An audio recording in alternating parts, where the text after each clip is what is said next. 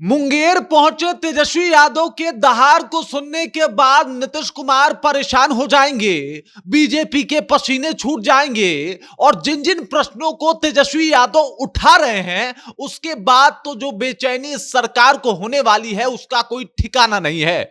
मतलब तेजस्वी यादव एकदम full form में है। तीसरे फेज की यात्रा की शुभारंभ जो है आज मुंगेर से वो कर रहे हैं और पहुंचने के साथ ही भाई साहब क्या एकदम से सरकार के ऊपर बरसे हैं। उनके गर्जना के आगे एकदम आप समझ जाइए कि एनडीए को उसके बाद अब कुछ और वो ना बोल पाएंगे ना सुन पाएंगे, क्योंकि तेजस्वी यादव ने हर एक उस बारीक से बारीक मुद्दे को उठाया है जिसके ऊपर नीतीश कुमार, एनडीए, भाजपा को घेरा जा सकता है।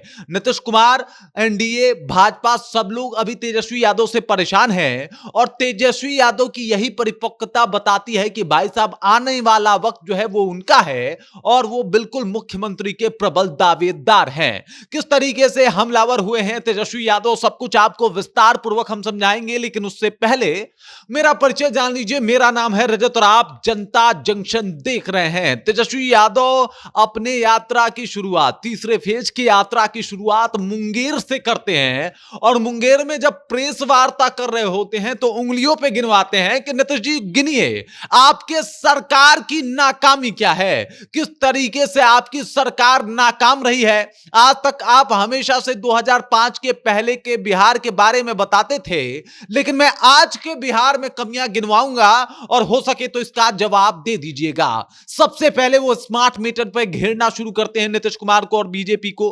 कहते हैं कि भाई साहब ये स्मार्ट मीटर है ही नहीं, ये स्मार्ट चीटर है, इससे लोग परेशान हैं। उसके बाद भूमि सर्वे का मुद्दा उठाते हैं और कहते हैं ये भूमि सर्वे करवा क्यों रहे हैं, आम जनता को परेशान करने की एक साजिश है भूमि सर्वे। इस तरीके की बातें कह दी। उसके बाद भी बोल रहे हैं कि भाई दारूबंदी के ऊपर भी आपका कानून फेल है, लॉ एंड ऑर्डर की स्थिति जो है वो खराब है। मतलब लॉ एंड ऑर्डर की तो दुर्गति हो रखी है बिहार में। बिहार एक गरीब राज्य है और उसमें और ज्यादा गरीबी में कहीं ना कहीं धकेलने का काम बिहार का लॉ एंड ऑर्डर कर रहा है। उसके बाद नीतीश कुमार जो कल से यात्रा करने वाले हैं उसके ऊपर भी एकदम से बमक के फायर हैं तेजस्वी यादव।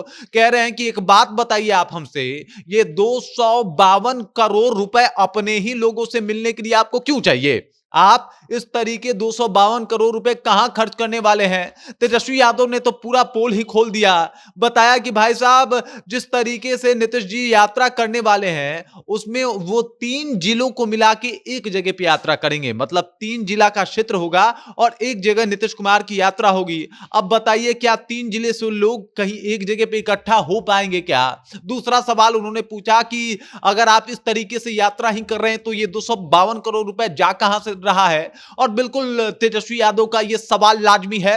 तेजस्वी यादव यही नहीं रुकते, कहते हैं कि भाई साहब इनके अधिकारी जो लोग हैं वो कमाने का एक जरिया निकाल रहे थे और बहुत बढ़िया ये बिहार महिला संवाद यात्रा जो है उनके सामने आ गया। एकदम से तेजस्वी यादव हमलावर हैं, लगातार धो रहे हैं, बीजेपी को हड़का रहे हैं, कह रहे हैं कि इस बार आपकी दाल नहीं गलने वाली, आरएसएस वाला सोच आप कहीं और रखिए, इस बार तो हम लोग जो है वो फतेह करने वाले हैं बिहार को और इस बार हमें कोई रोक नहीं पाएगा।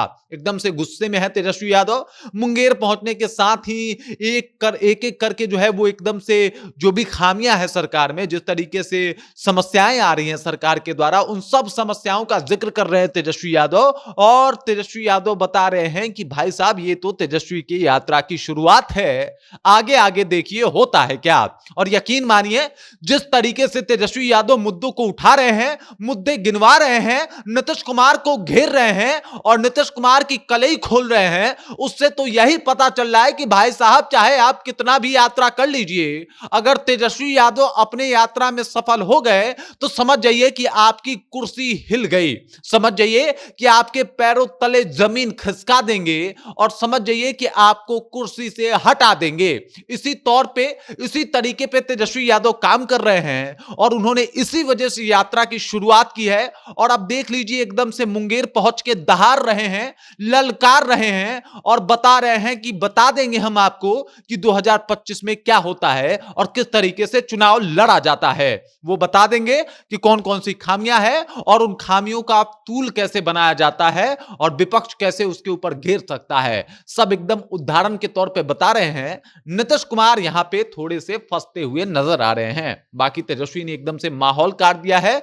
मुंगेर के साथ ही उन्होंने ये बता दिया है कि अब वक्त हमारा है और हम अब पीछे मुड़ के देखने वाले नहीं हैं कि आपने उपचुनाव में क्या किया और ये जो उपचुनाव का खुशी है वो ज्यादा दिन तक रहने नहीं देंगे। बाकी तेजस्वी यादव को लेके और जो उनकी सभाएं हो रही हैं उस बात को लेके आप क्या सोचते हैं, आपके जहन में क्या कुछ चल रहा है, कृपया कमेंट कीजिए, अपना विचार हम तक पहुंचा दीजिए। बाकी आप देख रहे हैं जनता जंक्शन और मेरा नाम रजत है।